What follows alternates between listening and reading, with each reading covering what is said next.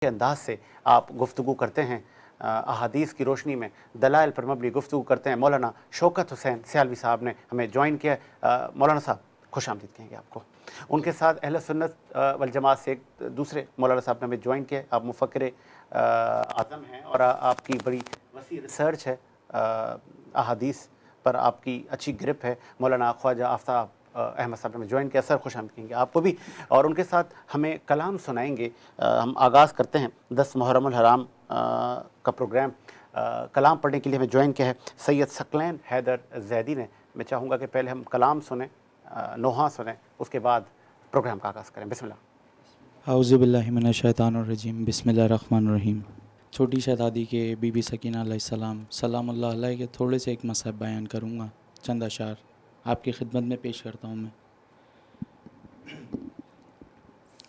जिंदा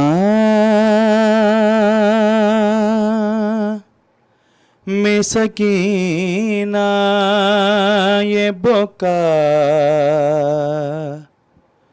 करती थी रो कर दम